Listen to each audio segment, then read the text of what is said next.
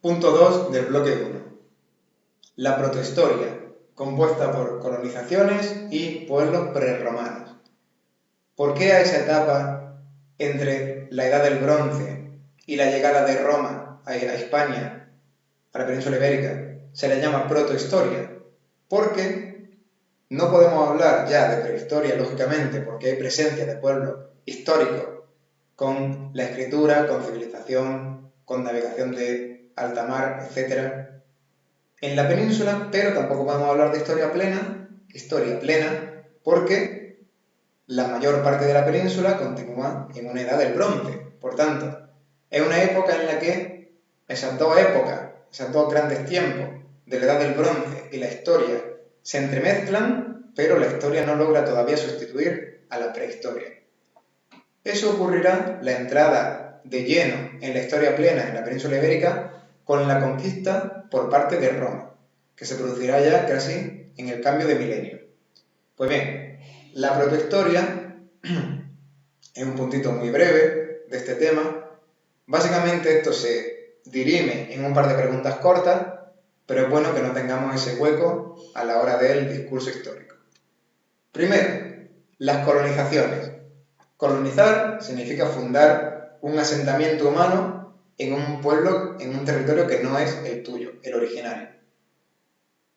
Colonizar, evidentemente, viene de Cristóbal Colón, por las colonias que los españoles instalaron en Latinoamérica.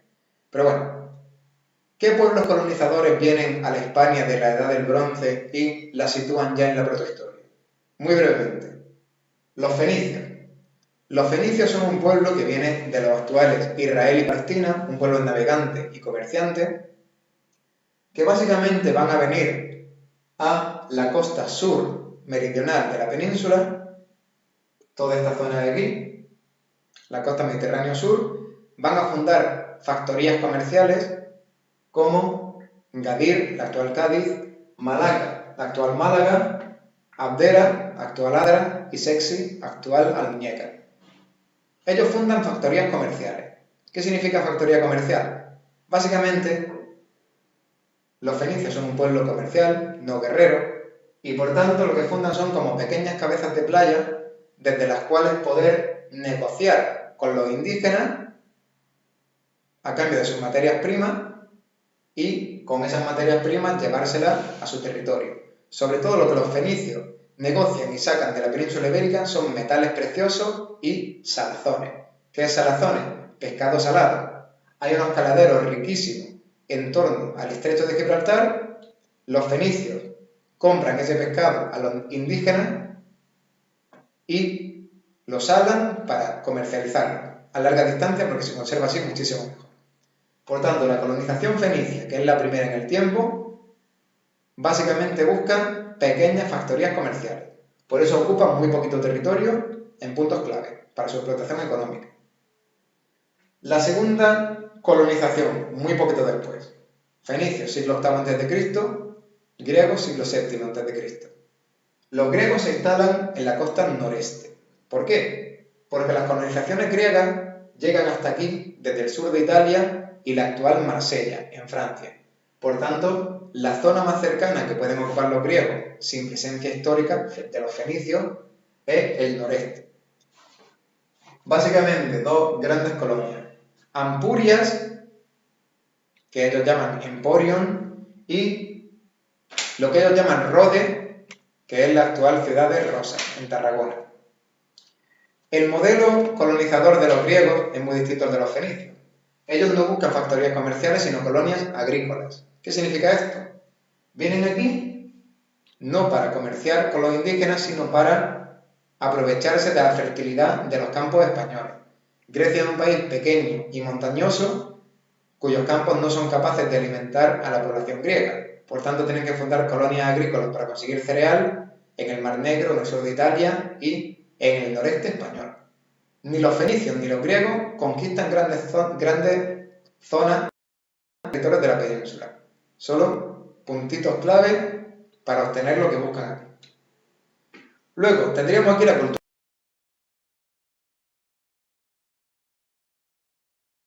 Sabemos que se localizaría en lo que es el Valle del Guadalquivir y que tendría influencia fenicia. Podemos decir muy poco más de ello, pero puedes preguntarlo como pregunta corta. Así que hay que conocer el nombre de Tartesos. Y por último, de estos grandes colonizadores, vendrían los cartagineses. Los cartagineses son un pueblo de origen fenicio también, que nacen en Cartago, el actual Túnez, el norte de África. Los cartagineses vienen a España después de ser derrotados por Roma, lo que luego será el Imperio Romano, en la Primera Guerra Púnica. Básicamente, Cartago, desde Túnez, pelea con Roma por el control del Mediterráneo central, Córcega, Cerdeña, Sicilia, y cuando ven que no pueden combatir a Roma en el Mediterráneo central, ponen sus ojos en un territorio poco explorado como la península ibérica.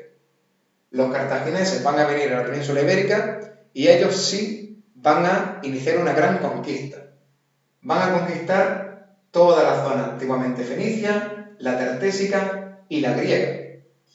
En su avance hacia el norte atraerán la ira de Roma, que no quiere que Cartago se convierta en un imperio capaz de rivalizar con la propia Roma, y por tanto será la aparición de los cartagineses en el siglo III sobre todo, pero ya con presencia desde el VI.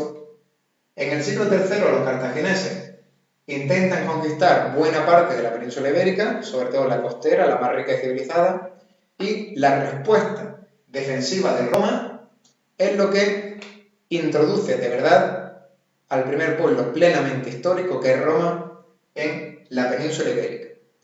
Roma va a venir en respuesta a la presencia cartaginesa, va a derrotar a los cartagineses, destruyendo su capital, Cartagonova, la actual Cartagena, y ya sí que Roma va a prescindir de lindezas, de sutileza, y va a conquistar toda la península. En 218 a.C., que llegan las primeras legiones romanas, al 19 después de Cristo, Roma hace un largo proceso de conquista de la península ibérica. En los esquemas más adelante lo veremos detallado, pero no merece la pena detenerse en eso.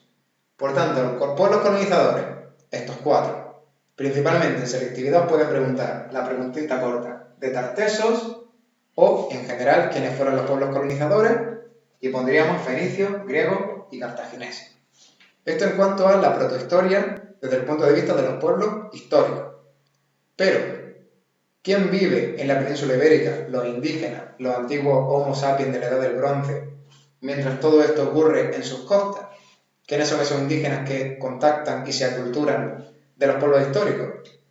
Son los pueblos prerromanos. Se llama pueblo prerromano, lógicamente, a los indígenas de la península porque ya estaban aquí antes de que llegasen los romanos. Son los nativos de la península ibérica. El Homo sapiens que ha pasado por el Neolítico, por el cobre y por el bronce. Básicamente, aunque los pueblos prerromanos son miles, porque básicamente cada uno tiene su pequeña ciudad fortificada, lo podemos agrupar en tres grupos, tres grandes grupos tribales, familiares, de sagas, como queráis decirlo. En selectividad nos pueden preguntar ¿qué pueblos prerromanos convivían en la península? Pues diríamos íberos, celtas y celtíberos. Básicamente, de más civilizado a menos. En primer lugar, los íberos o iberos, que son los pueblos más civilizados. Son los que viven en la costa sureste, en el noreste, es decir, esos pueblos indígenas que han tenido un contacto muy estrecho con los pueblos colonizadores civilizados, son griegos y fenicios. Básicamente los íberos, que son un montón de pueblos, ya digo, son pueblos civilizados que viven en ciudades y que se dedican a la agricultura y al comercio con esos pueblos civilizados. Van a ser los que mejor se integren después en la dominación romana y van a ser los únicos entre todos estos que son productores de arte. Arte como la dama de Baza o la dama de Elche, siempre relacionados con enterramiento. Bien, además van a ser los íberos los que incorporen de los fenicios y los griegos algunas novedades como son el uso de la moneda, el alfabeto, en fin, la orfebrería en oro, técnicas ya mucho más depuradas que las de la Edad del Bronce, las que se encontraban antes, y que adoptan de esos pueblos históricos que les colonizan. Bien, los íberos, por tanto, viven cerca de la costa, en las zonas de influencia griega y fenicia. En el otro lado, los celtas. Los celtas viven en el noroeste y en la cordillera cantábrica. Los celtas son todo lo contrario de los íberos. Han sido los pueblos que menos contacto han tenido con los colonizadores y por tanto son pueblos muy poco desarrollados. No tienen ciudades, sino que viven en castros, que son como pequeños castillos primitivos, como castillos de madera colocados encima de una montaña, con labores defensivas, y se dedican a la ganadería. Estos serán los pueblos que más se resistan a la conquista romana después. Si os preguntan cuáles son los últimos pueblos en caer en la dominación romana, los tres son pueblos celtas, y son cántabros, astures y galaicos, en las actuales Cantabria, Asturias y Galicia, lógicamente. Bien, poco que decir en cuanto a los celtas, básicamente esto. Se resisten muchísimo a la dominación romana, viven en castros y son ganaderos. Y por último los celtíberos, así llamados porque son una enorme mezcolanza de celtas e íberos, ocupan toda la meseta central y básicamente son pueblos dedicados al pillaje, son bandidos y mercenarios. ¿Qué significa esto? Ellos, en general, ni cultivan el campo ni son ganaderos. Es mucho más sencillo para ellos dedicarse al bandidaje. Tanto pueden descender a las costas surorientales para atacar las ciudades civilizadas y los campos de cultivo de los íberos, como pueden subir al norte y atacar los ganados, sobre todo cuando están moviéndose de una zona de pastoreo a otra, de los celtas. Los celtíberos, por lo tanto, ni agricultores ni ganaderos, sobre todo bandidos sobre sus vecinos celtas e íberos, y cuando ocurre la Segunda Guerra Púnica entre Roma y Cartago, los celtíberos van a ser mercenarios, tanto del bando cartaginés como del bando romano, peleando a cambio de dinero. Son el pueblo más guerrero, el que más resiste a ultranza. Aunque los celtas van a ser los últimos en ser conquistados por la facilidad geográfica de defender la cordillera cantábrica, los episodios de más resistencia heroica, entre comillas, porque más que heroica fue un poco absurda hasta el extremo, los representan celtíberos. Es el caso de la ciudad de Numancia. Numancia, en el centro peninsular, fue una ciudad celtíbera que se negó a rendirse a un ejército romano muy superior, fue asediada por las legiones romanas y el episodio consiste básicamente en que los guerreros se negaron a rendirse, por tanto fueron asediados, se les intentó derrotar por hambre. ¿Cómo se resistieron al hambre? En primer lugar, desmontaron cualquier pieza de cuero que tuviesen sobre los escudos, los aperos de los caballos, sus propios cinturones, y con eso hicieron sopa, hicieron cocido. Básicamente se alimentaron de eso durante unas cuantas semanas. Después, cuando no quedaba cuero que hervir, mataron a todos los caballos que tenían que emplear en el combate, los mataron para comérselos. Cuando tampoco quedaban caballos, perros, gatos, todo lo que estaba a mano, empezaron a comerse a las mujeres y los niños. Y cuando tampoco quedaron mujeres ni niños que comerse, prendieron fuego a la ciudad consigo mismos dentro.